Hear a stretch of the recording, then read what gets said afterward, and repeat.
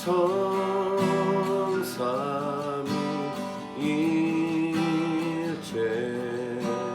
우리 주로다.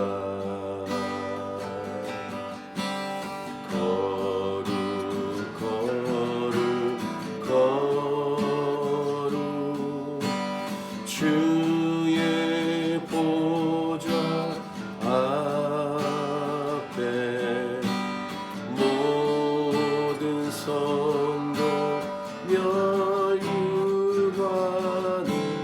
벗어드리네.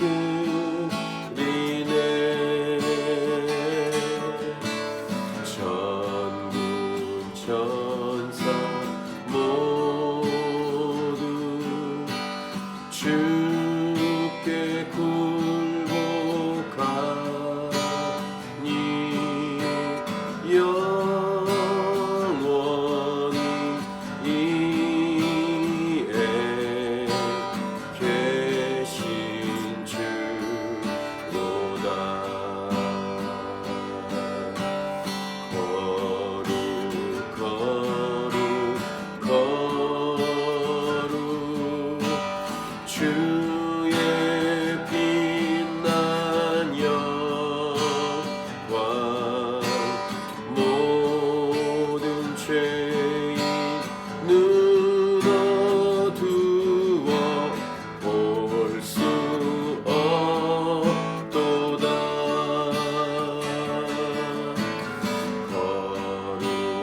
거룩하신 이가 주님밖에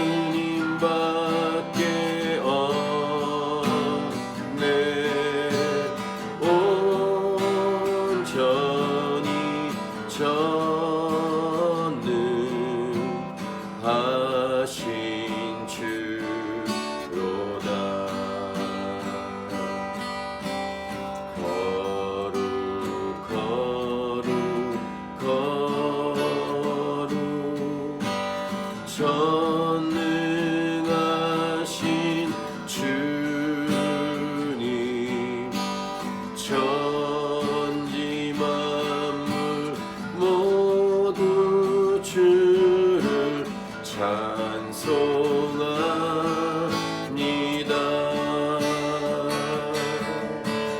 거룩 거룩 거룩 전능하신 주님,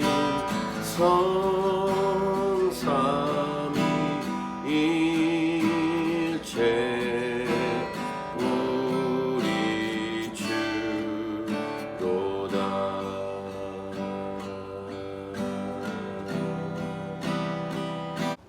오늘 본문에서의 핵심 내용은 안식일에 관한 말씀입니다. 중요한 포인트는 안식일이라는 그 요일에 대한 시간적 준수만이 아니라 이 안식일이라는 율법, 안식일을 지키라고 말씀하신 하나님께 순종할 것에 대한 메시지입니다. 우리는 율법주의자가 아니죠. 그 율법이 하나님께서 주신 말씀이기 때문에 하나님을 사랑하고 신뢰함으로 그 율법 말씀을 지키는 것입니다. 만일 요일이라는 시간이 절대적이라고 한다면 오늘날 제7 안식일 종교인들만 하나님 말씀을 지키는 것이 될 것입니다. 그러니까 요일이라는 시간이 절대적이라기보다는 그 안식일을 지키라고 명령하신 하나님 말씀, 또 하나님을 우리가 또 중요하게 여기는 것이 오늘 이 안식일에 관한 이 말씀의 핵심이라고 할 수 있겠습니다. 그래서 예수님 당시에도 이 안식일 논쟁이 굉장히 심했죠. 이 복음서를 보시면 예수님과 바리새인 사이에 안식일 논쟁 때문에 이 복음서 속에 나오는 예수님과 바리새인들의 이 갈등에 관한 이 사건들이 있었다는 것을 우리는 복음서를 통해 보는 것입니다. 우리는 그 안식일, 요일로 말하면 토요일입니다. 저희들은 일요일, 요일로 말하면 일요일이죠. 이 주일을 지키고 있습니다. 이것의 핵심은 예수님의 부활 때문인데, 이 주일이라는 한정된 시간만 하나님과 동행하는 게 아니라 결국 이 예수님의 부활로 인해서 주일을 지킨다는 것의 의미는 결국 우리의 모든 삶이 예배이어야 함을 말씀하시는 것입니다. 그러니까 종교인처럼 겉으로는 경건하고 거룩한 척 하지만 일상 삶이 엉망이라면 주일이라는 그 하루, 그 몇 시간을 지키는 것은 의미가 없을 것입니다. 하나님의 말씀을 주일만이 아니라 월요일부터 토요일까지도 모든 날에 하나님 말씀을 듣고 순종하는 것이 옳은 것처럼 삶의 예배로 하나님과 동행하는 삶을 살아야 한다라는 메시지를 오늘 본문이 주고 있는 것입니다. 19, 20절 보시면 여호와께서 내게 이와 같이 말씀하시되 너는 가서 유다 왕들이 출입하는 평민의 문과 예루살렘 모든 문에 서서 무리에게 이르기를 이 문으로 들어오는 유다 왕들과 유다 모든 백성과 예루살렘 모든 주민인 너희는 여호와의 말씀을 들을지어다. 19, 20절에서 주시는 내용은 무엇이냐면 이 단어 표현에서 평민의 문이라는 이런 문은 특별한 문이 있다라기보다는 여기서의 강조점은 모든 사람들, 그래서 20절에서 유다 왕들, 유다 모든 백성, 예루살렘 모든 주민 이렇게 넓혀가면서 얘기하고 있는 대상이 있는 것처럼 특별한 사람들에게만 국한된 말씀이 아니라 누구든지 하나님 말씀을 듣고 순종해야 된다라는 것에 대한 메시지입니다. 그래서 이 19, 20절을 가지고 첫 번째 메시지를 정한다면 하나님 말씀에는 예외가 없다. 누구든지 남녀노소 할 것 없이 다 듣고 순종해야 한다라고 정리해 볼 수 있겠습니다. 그리고 21절부터 어떤 말씀을 주시냐면 21절 너희는 스스로 삼가서 안식일에 짐을 지고 예루살렘 문으로 들어오지 말며 22절 안식일에 너희 집에서 짐을 내지 말며 어떤 일이라도 하지 말고 그러니까 안식일은 일을 멈추고 쉬는 날이죠. 그것을 명령하고 있습니다. 22절 후반부 내가 너희 조상들에게 명령함 같이 안식일을 거룩히 할지어다. 그런데 그 조상들이 어떻게 했냐면 23절 그들은 순종하지 아니하며 귀를 기울이지 아니하며 그 목을 곧게 하여 듣지 아니하며 교훈을 받지 아니하였느니라 라고 말씀하고 있죠. 그래서 안식일에 쉬는 것, 그래서 안식일이라는 그 요일 동안 일하지 않는 것, 요 자체도 중요하지만 그 안식일에 대한 명령을 누가 했는가가 중요하다라는 것을 다시 한번 강조하면서 하나님께서 말씀하신 말씀이기 때문에 당연히 듣고 순종해야 하는 것입니다. 우리가 어제 수요예배 때도 나눴습니다만 하나님을 사랑하면 하나님 말씀을 듣는 것입니다. 다시 한번 말씀드리면 요한복음 14장 15절 너희가 나를 사랑하면 나의 계명을 지키리라. 요한복음 15장 10절 내가 아버지의 계명을 지켜 그의 사랑 안에 거하는 것 같이 너희도 내 계명을 지키면 내 사랑 안에 거하리라. 이런 등등의 말씀이 기록되어 있는데 안타깝게 이스라엘 백성들이나 이스라엘 백성 지금 이 예레미야를 통해서 말씀을 듣는 그 당시 백성들뿐만 아니라 그들의 조상들 모든 이스라엘이 하나님의 말씀을 듣지 않았습니다. 그 이유는 하나님을 사랑하지 않았기 때문입니다. 다시 두 번째 메시지를 정리하면 하나님 말씀을 듣고 지키는 것은 하나님을 사랑하는 것입니다. 하나님을 사랑하면 하나님 말씀을 듣고 지킵니다. 자, 그러면 하나님 말씀을 듣고 순종하면 어떻게 되는가? 한마디로 축복이 임한다라는 메시지입니다. 24절부터 26절입니다.